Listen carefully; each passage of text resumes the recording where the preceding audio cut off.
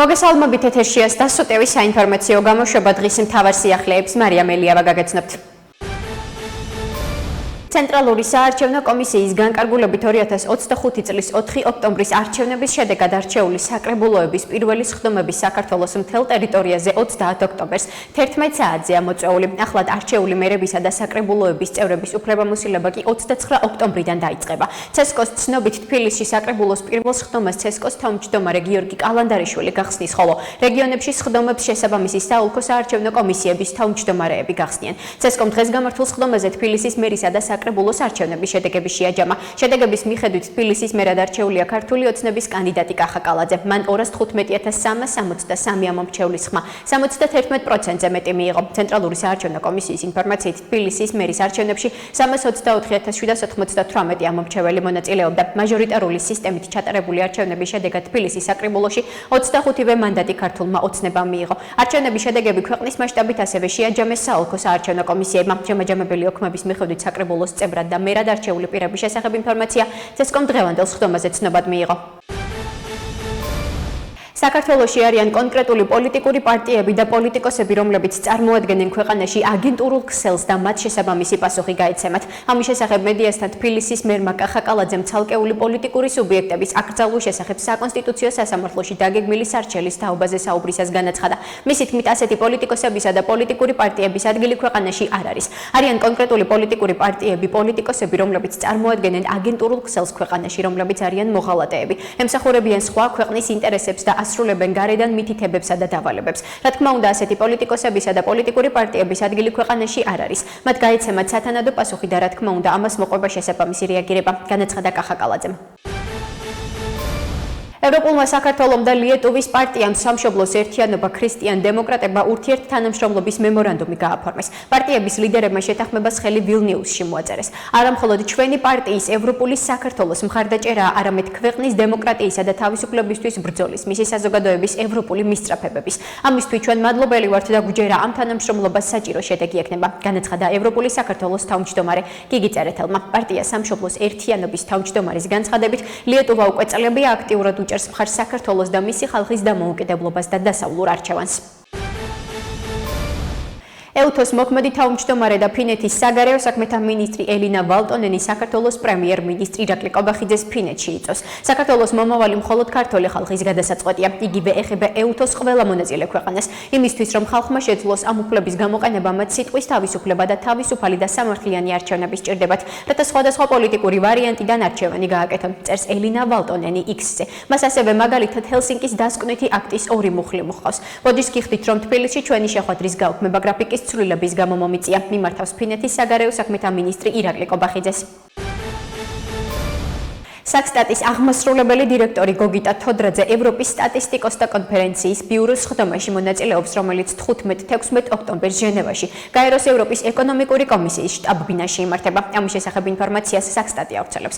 როგორც ინფორმაციაშია აღნიშნული, ევროპის სტატისტიკოსთა კონფერენციის ბიურო წარმოადგენს მის მმართველ ორგანოს. ის არის პლატფორმა, სადაც მიიღება ოფიციალური სტატისტიკის სფეროში ყველაზე მნიშვნელოვანი გადაწყვეტილებები. გოგიტა თოდრაძე ბიუროს წევრად მიმდინარე წლის ივნისში 2 წლის ვადით აირჩიეს. ახლად არჩეულ ბიუროს კანადის მთავარი სტატისტიკოსი ხელმძღვანელობს, რომლის წევრებიც თოდრაძესთან ერთად არიან ირლანდიის, ესტონეთის, სლოვენიის, ალბანეთის, მექსიკის და ავსტრალიის სტატისტიკის სამსახურის ხელმძღვანელები. შეკრება მანიფესტაციებთან დაკავშირებული წესების დარღვევაზე სისხლის სამართლის პასუხისმგებლობის ქვეშ შესაძლოა არასრულწლოვანი პირებიც მოექცნენ. ასეთ შემთხვევაში არასრულწლოვნებზე სისხლის სამართლებრივი ჯარიმა, პასუხისმგებლობა გამოსასწორებელი სამუშაოთი 1 წლამდე ვადით ან თავისუფლების აღკვეთა, ასევე 1 წლამდე ვადით იქნება გათვალისწინებული. ამ მიმართულებით ქართული ოცნების საკანონმდებლო პროექტი მეორე მოსმენის ფარგლებში გადამუშავდა. როგორც პროექტის ერთ-ერთმა ავტორმა და ინიციატორმა არჩილ გორდულაძემ იურიდიულ საკითხთა კომიტეტის სხდომაზე განმარტა, ეს არის პრევენცია, რათა არასრულწლოვანების უკანონო შეკრება მანიფესტაციების მოწყობაში ჩართვა არ მოხდეს. გარდა ამისა, სისხლის სამართლის კოდექსს ახალი მუხლი ემატება, რომლითაც სისხლის სამართლებრივი პასუხისმგებლობა დაიკისრება იმ პირს, რომელიც სამართალდამცავი ორგანოს თანამშრომელს მესამედ მიაყენებს შეურაცხყოფას ან მის კანონიერ განკარგულებას არ დაემორჩილება.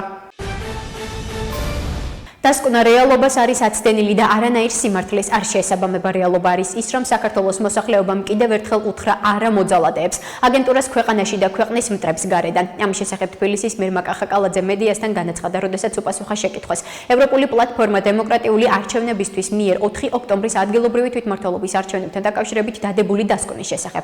როგორც კალაძემ აღნიშნა, ასეთი ტიპის დასკვნა გასაკვირი არ არის იმ ადამიანებისგან, რომლებიც ქვეყანაში პირველი გამყალბებელები არიან. რა თქმა უნდა, რეალობას არის აცდენილი და არანაირ სიმართლეს არ შეესაბამება, განუცხადა კახაკალაძემ ჟურნალისტებს.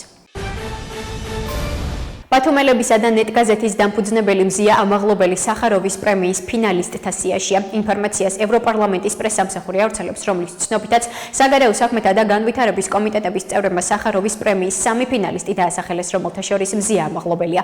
განცხადების თანახმად ფინალისტთა სიაში არიან დაკავებული ჟურნალისტები, რომლებიც თქვენი და ჩვენი თავისუფლებისთვის იბრძვიან. ანდრეი პოჩობუტი ბელარუსიდან და მზია ამაღლობელი საქართველოდან. ჟურნალისტები და ჰუმანიტარული დახმარების მუშაკები პალესტინასა და ყველა კონფლიქტის ზონაში სერბი სტუდენტები. ნათქვამია გავრცელებულ ინფორმაციაში. ცნობისთვის, სახაროვის სახელობის პრემია 1988 წელს ევროპის პარლამენტის მიერ დაარსდა. ჯილდო ყოველწლიურად ადამიანის უფლებების და ძირითადი თავისუფლებების, დემოკრატიის განვითარების და კანონის უზენაესობის, საერთაშორისო სამართლის პატევისცემის და უმცირესობის უფლებების დაცვის საკითხებში შეტანილი წვლილისთვის გაიცემა. შინაგან საქმეთა სამინისტრომ ეუთოს მოქმედი თავმჯდომარე ფინეთის საგარეო საქმეთა მინისტრი ელინა ვალტონენი რუსთაველის გამზირზე გზის გადაკეტვისთვის 5,000 ლარით დააჯარიმა. აღნიშნული ინფორმაცია ინტერპრეს ნიუს შინაგან საქმეთა სამინისტროში დაუდასტურეს. ცნობისთვის, ეუთოს თავმჯდომარე და ფინეთის საგარეო საქმეთა მინისტრი ელინა ვალტონენი საქართველოში ოფიციალური ვიზიტით 14 ოქტომბერს იმყოფებოდა. ის პარლამენტთან მიმდინარე აქციაზე მივიდა და პროტესტის მონაწილეებს გაესაუბრა. მეორე დღეს საქართველოს მთავრობამ გაავრცელა განცხადება, რომლის თანახმად კანონსაწინააღმდეგო მიტინგში მონაწილეობისა და ცრუ განცხადებების გაკეთების გამო პრემიერ-მინისტრმა ფინეთის საგარეო საქმეთა მინისტრთან დაგეგმილი შეხვედრა გააუქმა. მოგვიანებით ელინა ვალტონენმა ფინურ გამოცემას განუცხადა, რომ საქართველოს პრემიერ-მინისტრ ირაკლი ყობახიძესთან დაგეგმილი შეხვედრა არა საქართველოს, არამედ ფინეთის ინიციატივით გაუქმდა გრაფიკის ცვლილების გამო. თბილისის მერიის გარემოს დაცვის საქალაქო სამსახურმა ნაძალადევის რაიონში სანზონის დასახლებაში 26 და 27 კორპუსების მიმდებარედ არსებული სკვერის რეაბილიტაცია დაასრულა. როგორც დედაქალაქის მერ მაკა ხაკალაძემ თბილისის მუნიციპალიტეტის მთავრობის ხდომაზე აღნიშნა, სარეაბილიტაციო სამუშაოები 12,000 კვადრატულ მეტრ ფართობზე განხორციელდა. ამასთანავე სკვერში ჩატარდა გამწვანების სამუშაოებიც. ტერიტორიაზე შევიდა ნოყიერი მიწის ნაზავი, მოეწყო სარწყავი სისტემა, 9,525 კვადრატულ მეტრ ფართობზე დაითესა ბალახი და დაირგო სხვადასხვა სახეობის ხემცენარე. სამართალდამცველების მიერ გასული 24 საათის განმავლობაში თბილისსა და რეგიონებში ჩატარებული საპოლიციო ღონისძიების შედეგად დაკავებულია 47 ნარკოდამნაშავე. ამის შესახებ შინაგან საქმეთა მინისტრის მოადგილე ალექსანდრე დარახველიძემ უწყებაში ჩატარებულ ბრიფინგზე განაცხადა. მისივე თქმით, დაკავებულთა უდიდეს ნაწილს ნარკოტიკების რეალიზაცია, ხოლო ნაწილს განსაკუთრებით დიდი ოდენობით ნარკოტიკული საშუალებების უკანონო შეძენა შენახვა. უკანონო რეალიზაციის მცდელობა და ხელშეწყობა ედება ბრალად. დანაშაულები 20 წლამდე ან უვადო თავისუფლების აღკვეთას ითვალისწინებს. აღნიშნული საპოლიციო ღონისძიება საქართველოს შინაგან საქმეთა სამინისტროს თანამშრომლებმა გენერალურ პროკურატურასთან ერთად მოსამართლის განჩინების საფუძველზე ჩაატარეს. დაკავებულებს შორის არიან როგორც საქართველოს, ასევე უცხო ქვეყნის მოქალაქეები. გამოძიება საქართველოს სისხლის სამართლის კოდექსის 260, 260 ტერცია და 260 კვარტა მუხლებით მიმდინარეობს, განაცხადა დარახველიძემ. ახლა კი გადაცნობთ უცხოეთის სიახლეებს. ვულოცავ თავისუფლებისთვის მებრძოლ დაკავებულ ჟურნალისტებს მზია ამაღლობელსა და ანდრეი პოჩობუტს. ამის შესახებ ევროპარლამენტში საქართველოს საკითხზე მომხსენებელი ევროპარლამენტარი რასა იუკნევიჩიენე X-ზე წერს. ვულოცავ სახაროვის პრემიის ფინალისტთა სიაში შესულ თავისუფლებისთვის მებრძოლ დაკავებულ ჟურნალისტებს მზია ამაღლობელსა და ანდრეი პოჩობუტს, რომლებიც ევროპის სახალხო პარტიის ჯგუფმა წარადგინა. ისინი ერთი და იმავე ბრძოლის ორ ფრონტზე დგანან სამართლისთვის, ღირსებისა და გამოხატვის თავისუფლებისთვის, კრემლის მიერ მხარდაჭერილი ტირანიის წინააღმდეგ.